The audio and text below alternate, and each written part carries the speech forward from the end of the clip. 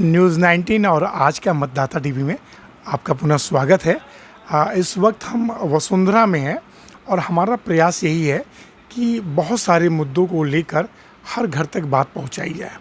दिवाली का पर्व है और उसी कड़ी में हमारे बीच विकास जी हैं। विकास जी, आपका स्वागत है। मैं चाहूँगा सर्वप्रथम अपना परिचय दीजिए हमारे दर्शक को।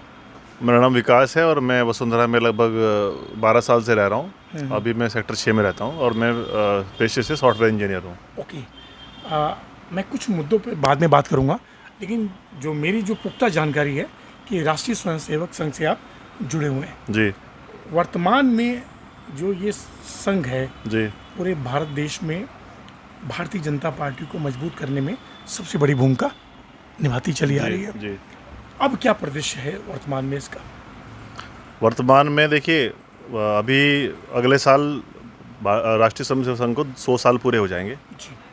और अभी देश में आज आप देख रहे हैं काफ़ी परिवर्तन भी आ चुका है। हमारी नई नई पॉलिसियाँ बन चुकी हैं, कुछ पे काम चल रहा है और भी कुछ और आगे प्लानिंग में है। अगर मैं, हालांकि राष्ट्रीय स्वयंसेवक संघ का उससे कोई संबंध नहीं होता है राजनीति से, लेकिन ये होता है कि यहाँ से जो स्वयंसेवक निकलते हैं और जो तैयार होते हैं वो आगे देश को चलाने में काफ़ी महत्वपूर्ण योगदान देते हैं। हमारे अब तक जो जितने भी बड़े बड़े राजनेता हुए हैं, जो जनसंघ आरंभ हुआ था, तो आज भी वहाँ से योगदान काफ़ी मिलता रहा है और आगे भी मिलता रहेगा। विकास जी, मैं कोई टिप्पणी नहीं कर रहा हूँ, लेकिन फिर भी एक सवाल मेरा है मन में। कश्मीर जो अभी चुनाव हुआ जी, उसके बारे में कुछ बोलना चाहेंगे आप? कश्मीर में जो चुनाव चाहिए था भाजपा को? नहीं, मैं देखिए, चाहते तो बहुत कुछ है, हम सभी पार्टी चाहती है कि हम जीतें, लेकिन समीकरण अलग होते हैं हर प्रदेश के, हर क्षेत्र के। लेकिन वहाँ पर क्या है, थोड़ा सा अभी जैसे कि मैं देख रहा था, काफ़ी पत्रकार जाते रहे वहाँ पर, वो अपना इंटरव्यू दिखा रहे थे, क्योंकि मैं तो कभी कश्मीर गया नहीं हूँ, लेकिन मैं अगर उनके दृष्टिकोण से देखूँ तो वहाँ की जनता की जो थी ना, वो अलग, उनकी अलग नीड है, उनके अलग कयास है, उनके अलग दृष्टिकोण है, वो दूसरे दृष्टि से देखते हैं अपने राज्य को। जैसे कुछ पत्रकार पूछते थे उनसे कि भैया आप आज से पहले आपको क्या लगता है कि यहाँ पर कैसे हालात थे, तो वो कहते जी बुरे हालात थे। फिर पूछते हैं अच्छा जी जो अब कैसे हालात हो गए हैं, क्या जी हाँ अब अच्छे हो गए हैं।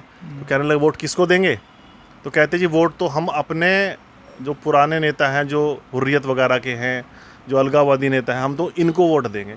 मतलब वो ये तो देख रहे हैं कि हाँ अच्छा हो रहा है, लेकिन अच्छा होने के बावजूद भी उन्हें सत्ता में कोई और ही चाहिए। तो क्या थोड़ा सा कुछ अपनी मतलब संघ या भारतीय जनता पार्टी मतलब अपना दिशा निर्देश में कुछ सोचेगी, परिवर्तन लाएगी? नहीं, संघ में तो खैर मैं प्रवक्ता नहीं हूँ संघ का, नहीं, लेकिन मतदाता के रूप में मैं, अगर आप पार्टी की बात करें तो मैं उसकी बात करता हूँ। संघ को मैं अभी इसमें कोई टिप्पणी नहीं कर सकता संघ की तरफ से। हाँ, अभी आपका जो प्रश्न है कि आने वाले चुनाव में जो उत्तर प्रदेश में चुनाव होने वाले हैं उसके बारे में आप बात कर रहे हैं? मेरा सवाल ये था कि कश्मीर का जो भी रिजल्ट आया, अच्छा, उसको लेके कुछ एनालिसिस होगा? बिल्कुल होना चाहिए, क्योंकि अभी उन्हें ये भी देखना पड़ेगा ना कि उन्होंने अपने जो कैंडिडेट उतारे हैं एक विशेष वर्ग से उन्होंने भी उतारे, कांग्रेस ने भी उतारे हैं, बीजेपी ने भी उतारे हैं, तो सब ने उतारे, लेकिन फिर भी वहाँ के लोगों ने वोट जो है उनको ही दिया है जिनको वो वास्तव में आज से 370 हटने से पहले चाहते थे, आज भी उन्हें चाहते हैं। 370 भी हटाया गया, बहुत सारी चीज़ें डेवलप किया गया जी। ओके, कोई बात नहीं। हाँ, स्थानीय मुद्दे की हम बात करते हैं, वसुंधरा की। हाँ विकास जी, एक मेरा बहुत बड़ा प्रयास है कि हमारा वसुंधरा कैसा हो। तो इस वसुंधरा में कौन कौन क्षेत्रों में और क्या क्या डेवलपमेंट होना चाहिए?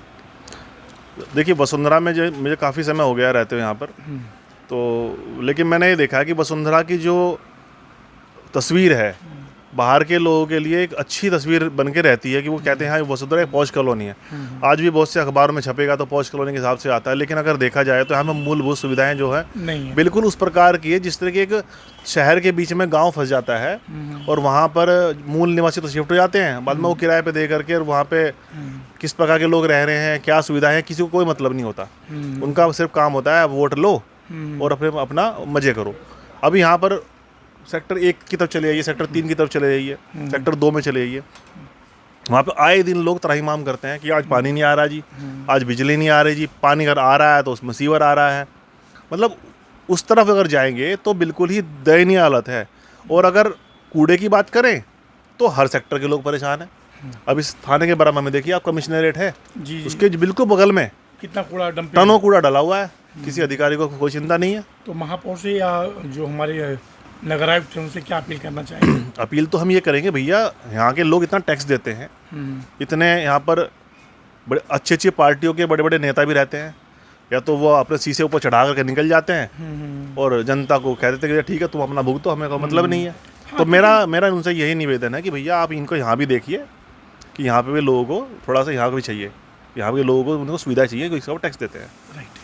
अब बस एक अंतिम सवाल मेरा और ये था विकास जी, सवाल मेरा ये था, जी। दीपावली आ रही है जी। दीपावली के लिए क्या संदेश देना चाहेंगे?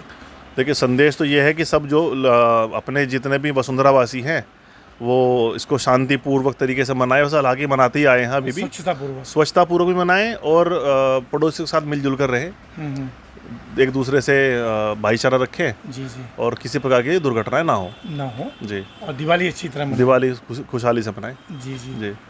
विकास जी आपका बहुत बहुत धन्यवाद। जी। फिर किसी विषय पर हम लोग बात करेंगे। नमस्कार। नमस्कार सर। नमस्कार। हाँ, एक सवाल मेरा और भी बहुत काफ़ी प्रमुख है वसुंधरा के निवासियों को लेके कि पूर्व में जहाँ जहाँ यहाँ पे कूड़ा डलता था, बहुत ज़्यादा गंदगी थी, तो नगर निगम ने स्वच्छता को ध्यान में रखते हुए वहाँ एक विलोपित कूड़ाघर बना दिया। जी जी। लेकिन पुनः वो फिर उसी रूप में आ गया। हाँ जी। उसके लिए क्या बोलना चाहेंगे?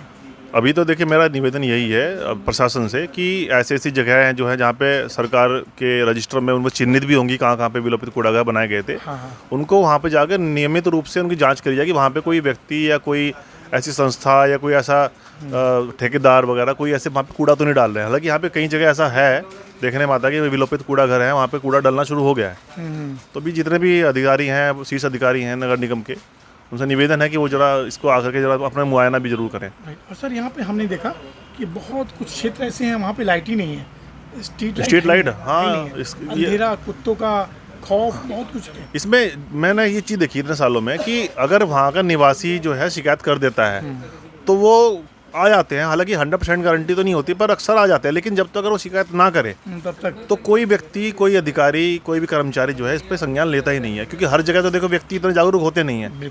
तो मेरा मानना है कि अगर अधिकारी और कर्मचारी हैं इस चीज़ को अगर खुद भी एक बार चक्कर लगाएं, एक मुआयना करें तो ये काम आराम से हो सकता है। दिवाली का वो मौसम है, वैसे भी अभी तो सब जगह प्रकाश होना चाहिए। बड़ी बात कही कि थाना के बगल में हाँ कूड़ों का डंप लगा हुआ है, ये तो यहाँ के अधिकारी खुद हाँ, ये तो खुद ही इन्हें को बोलना चाहिए भैया बदबू आती है, कैसे डाला हुआ है। राइट। हाँ।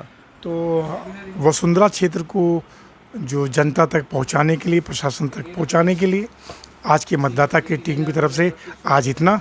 विकास जी आपका बहुत बहुत धन्यवाद। नमस्कार सर। नमस्कार। Thank you.